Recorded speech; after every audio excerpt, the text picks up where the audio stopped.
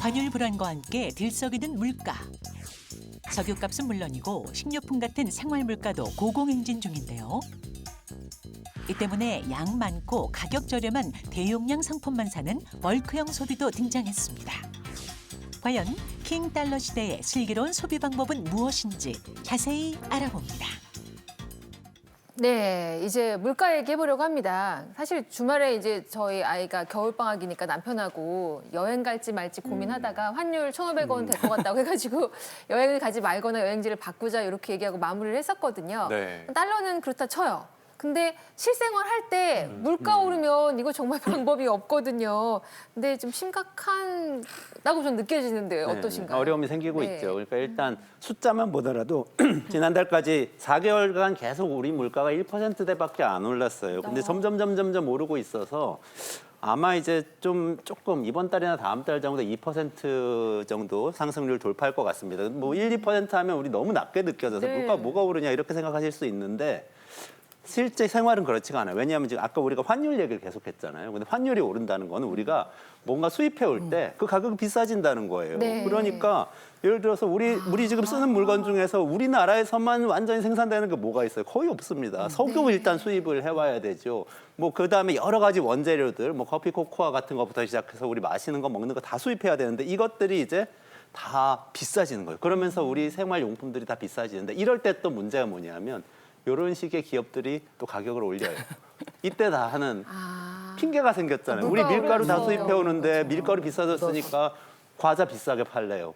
이렇게 얘기하는 기업들이 나오기 시작하고 있습니다. 이러니까 이제 모든 제품, 공산품, 명품 뭐 가릴 것 없이 생활 물가 가릴 것 없이 다 오를 수가 있는 상황이 된 거죠. 네. 물가 오르는 것 중에 저는 이제 피부로 와닿았던 게 네. 석유 가격도 계속 오르면서 주유할 때 손이 떨리더라고요. 그 가격이 심상치 않아요. 700원대 진짜. 이것도 아무래도 물가 상승에 지대한 영향을 주겠죠. 네, 맞습니다. 이 석유는 국제시장에서 달러로 거래를 합니다. 그래서 뭐 5일 달러 이런 얘기도 하는데요.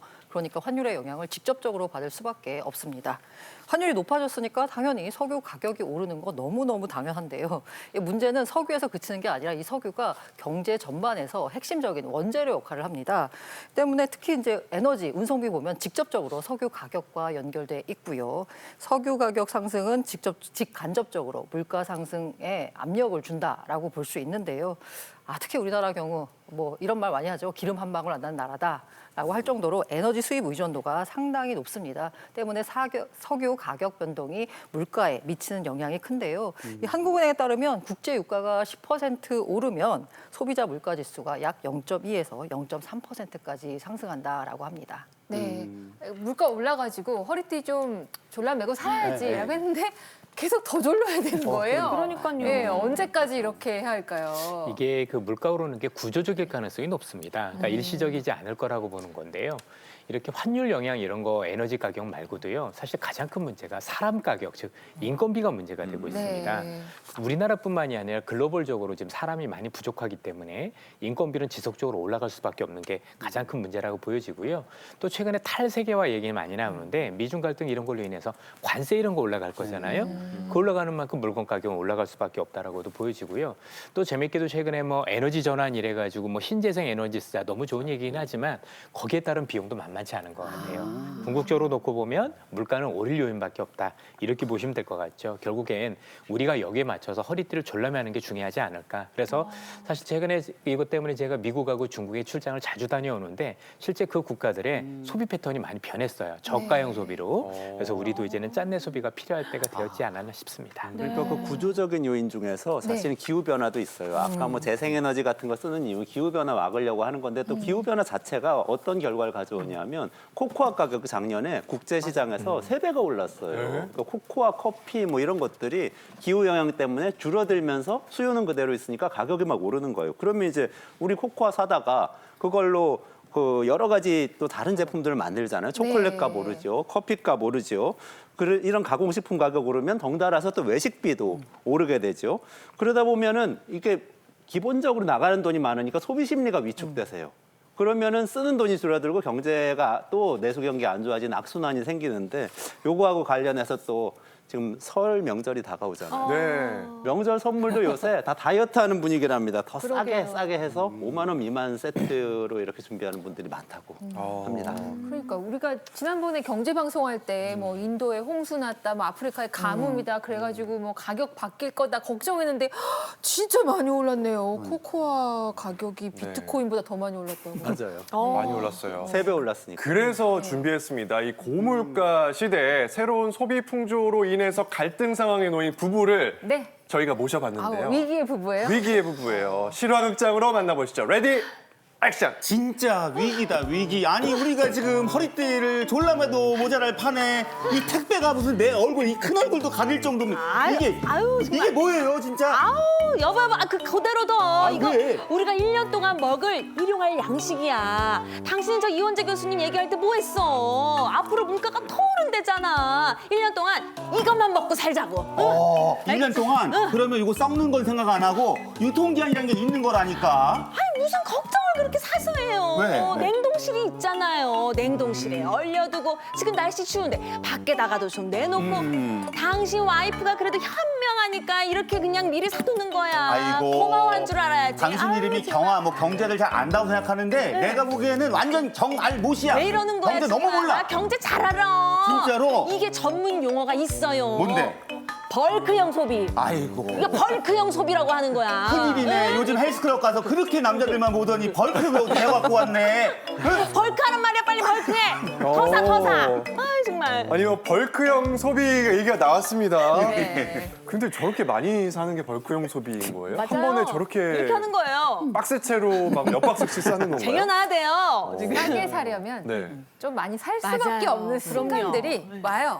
근데 위기의 부부라고 이렇게 했는데 많이 사면 결국 버리더라고요. 일단 냉동실에 넣어놓긴 하니까 네. 보관은 하고 있으니까 아직 네. 버리지는 않았어요. 나중에 한 몇 년 네. 뒤에 돌떡 나오고 이러듯이 막 무슨 화석처럼 잡채 나오고 만두 나오고 막 그러더라고요. 아유, 아직 신혼이라서 냉장고가 다 안 찼나 보다. 아, 신혼이에요, 우리? 네, 신혼이었구나. 아직 2년 안 됐으니까요. 근데 널널하긴 한데. 네, 제가 뭐 경아 씨 편을 드는 건 아니지만 뭐 다 비슷하지 않나요? 뭐 싸게 맞아. 살려면 좀 많이도 사게 되고. 네. 예. 특히 최근 들어서 많이 나타나고 있는 소비가 바로 이 고물가 시대에 나타난 소비, 벌크형 소비입니다. 벌크 이렇게 하죠. 양이 많고 가격이 저렴한 대용량 식품을 선호하는 소비 행태를 말하는데요. 이게 장점과 단점이 너무 분명하기 때문에 좀 주의하셔야 됩니다. 네. 단점이 많은 거잖아 일단. 아니 그렇게는 말씀 안 하셨어요. 아 그렇습니다. 네. 단점이 많을 거예요 아이, 이게. 진짜. 아니 분리의 그 불변의 진리가 있어요. 네. 아내 말을 잘 들으면 자다가도 떡이 나온다고 했거든요. 분명히 장점이 있을 겁니다. 고란 전문가님 말씀 잘해주셔야 돼요. 네, 맞습니다. 제가 장점과 단점이 있다는 말씀드렸잖아요. 이 장점 분명히 있습니다. 장기 보관이 가능한 식료품이나 생필품 대량으로 사면요. 구매할 때 저렴하고요. 향후에 물가가 상승할 때도 대비할 수가 있는 거죠. 하지만 장점과 단점도 있습니다. 단점. 단점이요. 이 대량으로 사는 거잖아요. 어쨌든 개당 가격으로 보면 싸지만 초기 지출 비용은 증가합니다. 때문에 이 재정 부담으로 이어질 수가 있고요. 저는 사실 저도 개인적으로 벌크형 소비를 하는데 이게 제일 문제예요. 유통기한이 지나 폐기물이 발생합니다. 그러니까요. 나 분명히 먹을 수 있을 것 같은데 못 먹더라고요. 그리고 보관 공간이 부족합니다. 우리가 보관 그 비싼 공간. 아파트에 살면서 그 아파트를 짐으로 채우는 일이 발생할 수 있는 거죠. 이 때문에 반드시 계획을 세워서 소비를 해야 되는 겁니다. 네. 아우, 근데 참 찔리네요. 네. 맞습니다. 집을 창고로 쓰고 있고 예, 유통기간은 원래 잘 지킬 수 있는데 자꾸 네. 기억력이 떨어져서 맞아요, 그런 거지. 결국엔 나중에 또 사요. 있는지 모르고 네, 헷갈려서 맞아요. 또 사고 또 사고 네, 그러다가 정말 후회하고 버리는데 돈 들어가고. 엄청 잔소리 아니, 하시네. 해보긴 했네요.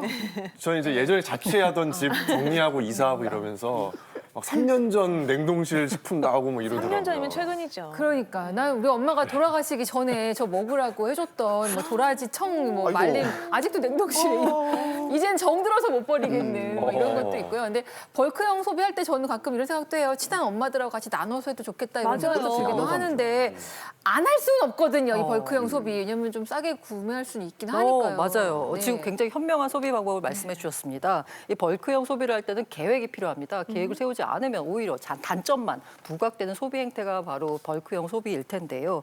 일단 필요한 품목, 예상 소비량, 미리 계산해서 구매를 해야 됩니다. 말씀하신 대로 이게 내가 필요한 줄 알고 샀는데 찾아보니까 있어 어딘가에. 있어. 그러면 쓸데없는 소비를 하는 거잖아요. 그러니까 이제 필요한 게 뭐고 얼마나 쓸지를 계산해야 되고요. 그리고 물건을 살 때는 일단은 유통기한이 긴 제품으로 사는 게 좋습니다. 네. 또한 구매 전에 아까 제가 창고를 쓴다는 말씀드렸잖아요. 어디다 보관할지 보관 공간도 점검해서요. 어떻게 얼마나 보관할 수 있는지를 계산하시고 사셔야 됩니다. 그리고 이게 중요해요. 꼭 필요하고 가격도 저렴해. 근데 양이 너무 많아. 이럴 경우에는 아까 박주 아나운서처럼 공동구매, 가족, 친구, 이웃과 함께 공동구매해서요. 이렇게 하면 부담도 줄이고 낭비도 줄이고 일석이조거든요. 화장지, 키친타올 이런 거 커피 정말 많이 차지하거든요. 그리고 여기서 아까 제가 말씀드린 여러 가지 장점만 활용을 하려면 무엇보다 선제돼야 될 게 나는 도대체 어떻게 소비를 하는가 자신의 소비 습관, 이거 패턴 잘 분석하셔서요. 계획에 맞게 구매량을 설정하셔야 되겠습니다. 근데 저기 이제 필요 품목 적으라고 하잖아요. 근데 신기한 게 보면 나한테 필요하더라고요. 필요했어. 물건을 이걸 보면 몰랐네. 필요했네.